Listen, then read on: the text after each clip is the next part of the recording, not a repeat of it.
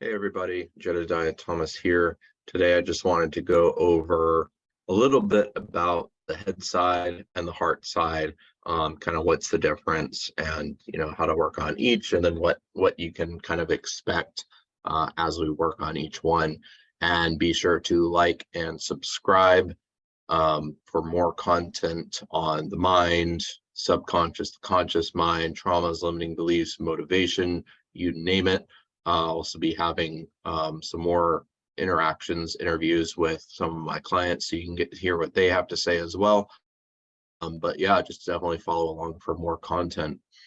So a number of years ago, I actually used to work as a boiler tech at a local military base. And one of the things I learned is that there's kind of on a boiler, there's a fire side and there's a water side, right? And they are two completely separated systems, but their interaction creates basically how the boiler works, right? So you have the flow of water is different, is heated by the fire, but they're two separate systems that work in conjunction with each other. And it's very similar to the interaction of the conscious mind and the subconscious mind, right?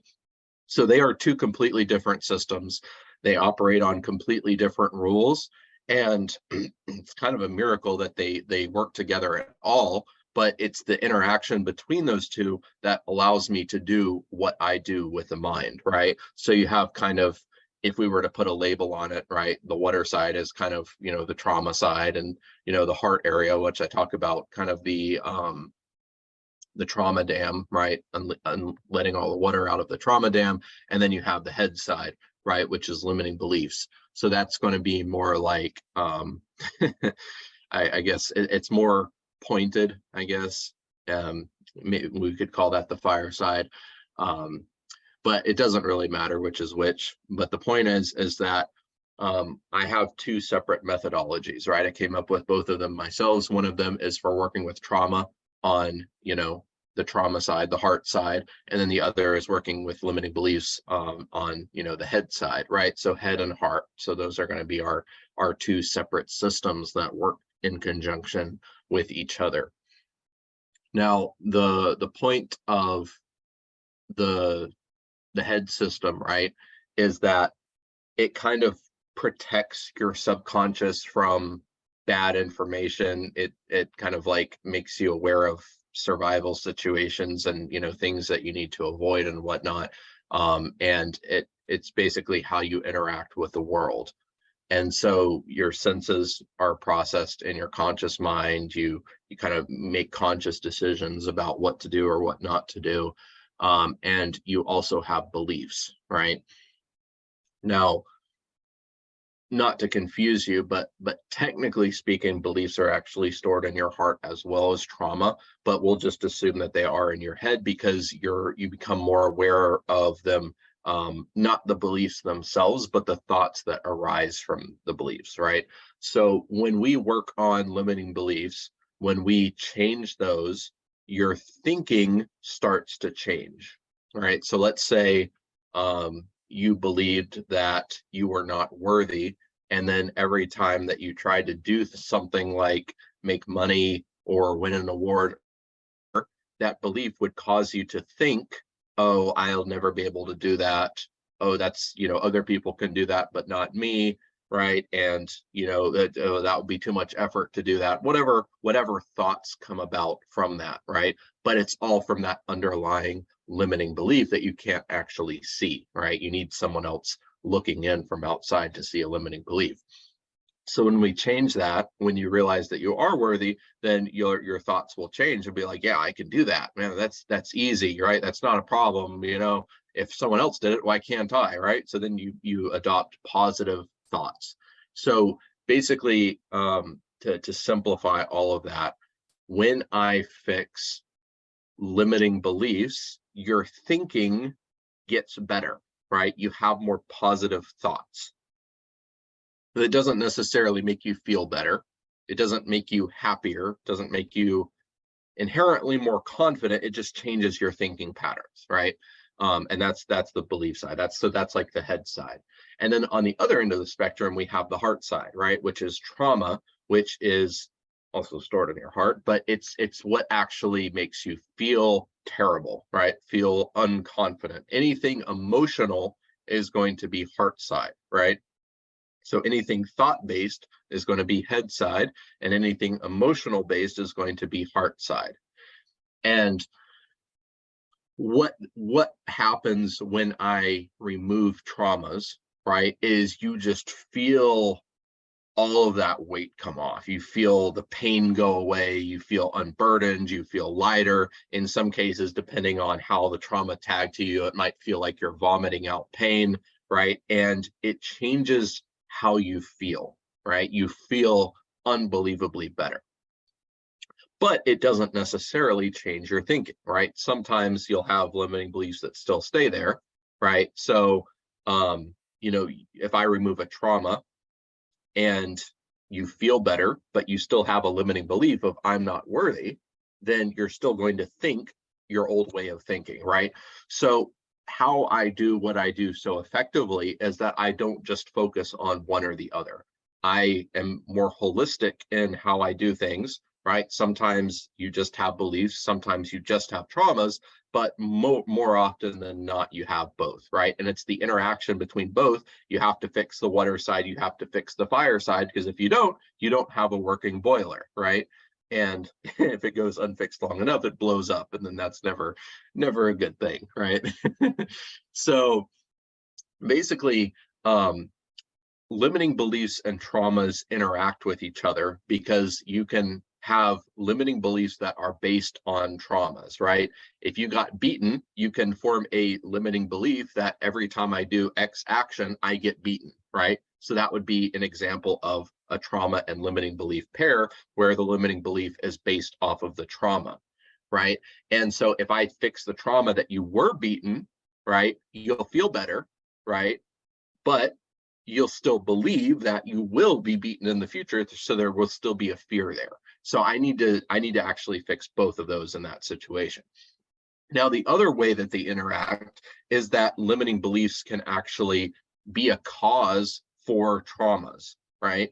And so basically what happens is, let's say you were originally traumatized, you were beaten, right? And then you developed a belief that if I do X action, I'll get beaten. And then for whatever reason, your brain is trying to resolve that trauma. So it puts you in another situation where you get beaten. That reinforces that limiting belief of, I knew I was going to get beaten. I knew it. And you get beaten for doing that exact thing. Now it creates not only a new trauma, but it reinforces that limiting belief. So now you have the original trauma, you have a limiting belief built on that trauma, and then you also have now a retriggering of that traumatic imprint, which is now a new traumatic imprint, right? So now all of this is like melding together, and I have to pull all of it apart and fix each part individually for it to completely resolve. Because if I don't, then you'll still have that fear, or you'll still know that you got re-triggered, or all that stuff. So it's got to be dealt with individually. But the good news is it is fixable, right? It just takes understanding how the mind works. You have to understand the fire side, you have to understand the water side, and most people only understand one or the other, or they think they understand one or the other and they don't. But it's that interplay between the two that creates the power in what I do, right? So I have to fix both. I can't just, I can't light a fire and then you just have a puddle of water, right? It doesn't work. Or I can't have like pipes full of water and there's no fire. It's just, it doesn't work either, right? So you've got to have both. The fire heats the water. All right. So we talked about, how traumas can form limiting beliefs. And then we talked about how traumas can reinforce limiting beliefs. And then there's kind of a third aspect to it, which is that beliefs are part of the reason why we get traumatized in the first place, right? Because on some level, we believe that our survival is threatened, right? So you can imagine if a soldier is in war and they get shot at and they believe that they're about to die, that could potentially create a traumatic imprint.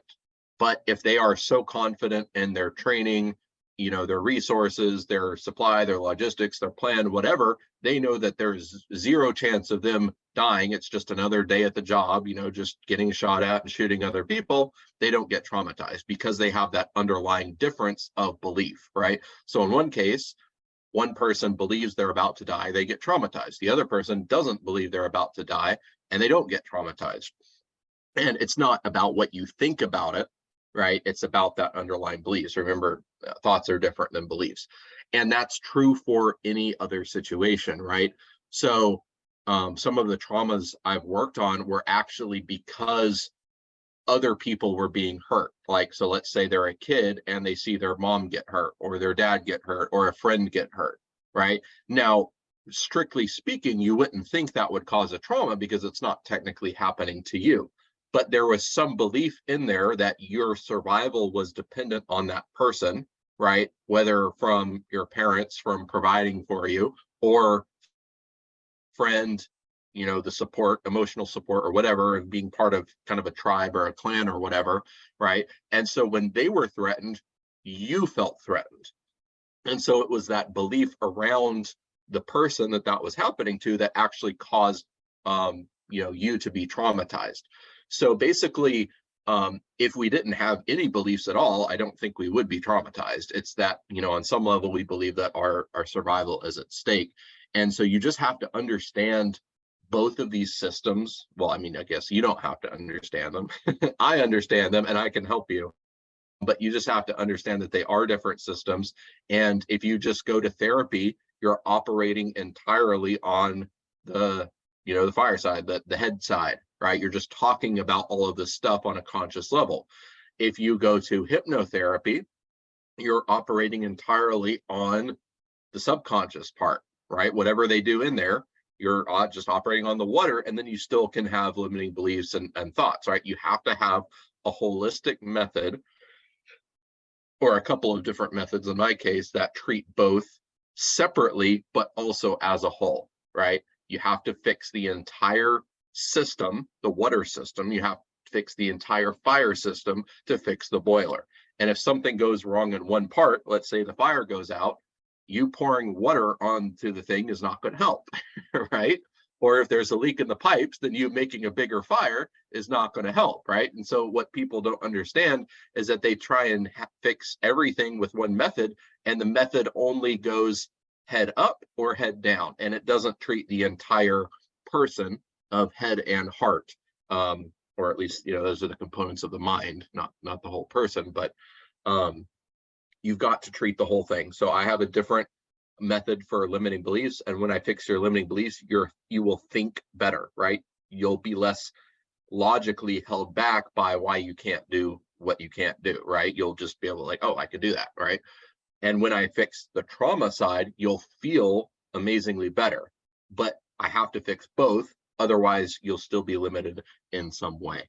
So that was kind of a long explanation. I hope you followed along with the boiler analogy. But just understand that you have to fix the whole thing, or you're not fixed, right? So whatever methodology you use, it doesn't have to be my methodology, but you have to fix both the head and the heart. And if you fix only one of them, then you're not fixing the entire system, right? Remember, it's that interplay between the two systems that makes all of the difference. All right, so once again, I am Jedediah Thomas. Feel free to drop any comments of any content that you want to see. I'll have, like I said, more interviews with clients, more stuff, so you don't have to just listen to me quacking all the time. You'll have guest speakers. But yeah, just stay tuned for more, and I'll keep adding more, and we'll go from there. All right, bye.